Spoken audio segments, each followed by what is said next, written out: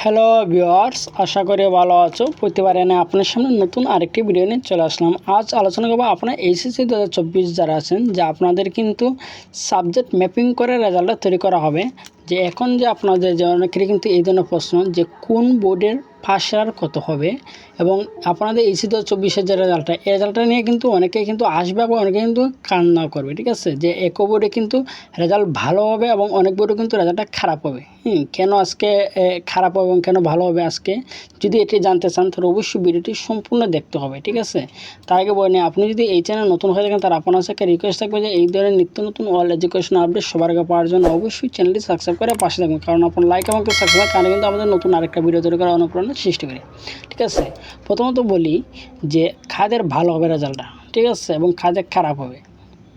কারণ আপনার যেগুলো পরীক্ষা দিয়েছেন, প্রথমত বলি যেগুলো পরীক্ষা দিয়েছেন সব বোর্ডে কিন্তু সমান হারে পরীক্ষা কিন্তু হয় নাই। যে কিছু কিছু বোর্ডে পরীক্ষা বেশি হয়েছে এবং কিছু কিছু বোর্ডে কিন্তু পরীক্ষা কম হয়েছে। যে বোর্ডে পরীক্ষাটা কম হয়েছে তাদেরই কিন্তু রেজাল্টটা ভালো আসবে। ঠিক আছে, কারণ যে 8টা পরীক্ষা দিয়েছে অথবা 7টা পরীক্ষা দিয়েছে তাদের রেজাল্টটা খারাপ হওয়ার সম্ভাবনা বেশি। কারণ যে 7টা বা 8টা পরীক্ষা দিয়েছে তারা পরীক্ষায় কিন্তু অনেকে কিন্তু পরীক্ষাটা খারাপ হয়েছে। যে পরীক্ষা দিয়েছে এরা কিন্তু পরীক্ষাটা অনেকেই খারাপ হয়েছে। যদি যে সাবজেক্টে আপনি পরীক্ষা দিয়েছেন এই সাবজেক্টে যদি আপনি ফেল করেন তাহলে কিন্তু আপনার এইচএসসি 2024-এর রেজাল্টটা কিন্তু ফেল আসবে। ঠিক আছে, যারা পরীক্ষাটা কম দিয়েছে, যারা পরীক্ষাটা মনে করেন 3টা 4টা 2টা পরীক্ষা যারা দিয়েছেন, যে তাদের রেজাল্টটা কিন্তু যেগুলো পরীক্ষা দেওয়া হয়নি তাদের কিন্তু যে এসএসসির মাধ্যমে কিন্তু এসএসসি পড়লা তৈরি করা হবে। সেহেতু কিন্তু তাদের রেজাল্টটা ভালো হবে। হয়তো তারা এসএসসি কিন্তু যে আবার কিন্তু অনেকে আসলে যে এসএসসির যেগুলো পরীক্ষা দিয়েছে এগুলো পরীক্ষাটা ভালো হয় নাই, যেগুলো সাবজেক্ট দিয়েছে কিন্তু এগুলো সাবজেক্টের এসএসসিতে তাদের রেজাল্টটা ভালো ছিল।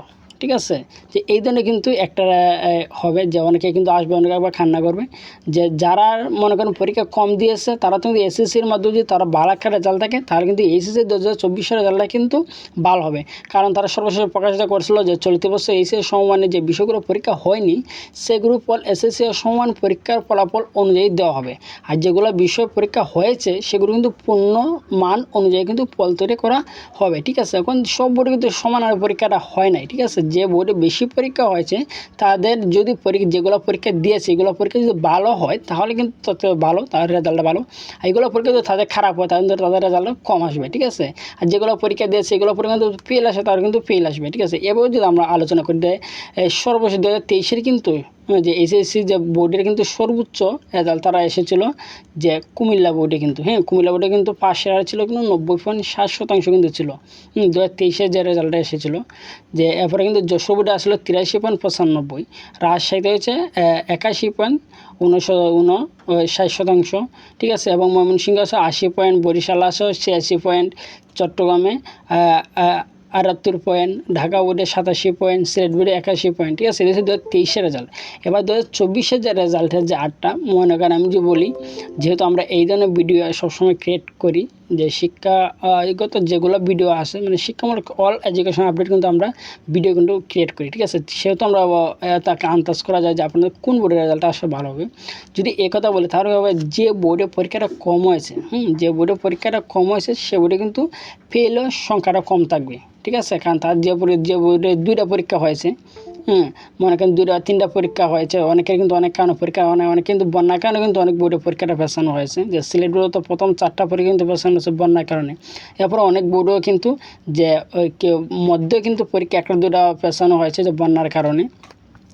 যে বোর্ডে পরীক্ষা কম হয়েছে কারণ তাদের তো +1 যেগুলো পরীক্ষা হয় নাই এগুলো কিন্তু এসএসসির মাধ্যমে এনে কিন্তু এইচএসসি পড়লা তৈরি করা হবে।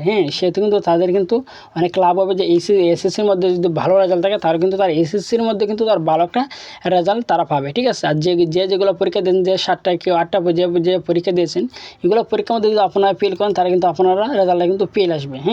অথবা যেগুলো পরীক্ষা দিয়েছেন এগুলো পরীক্ষায় যদি আপনার নাম্বার কম পান তারপরে কিন্তু আপনাদের রেজাল্টটা কম আসবে।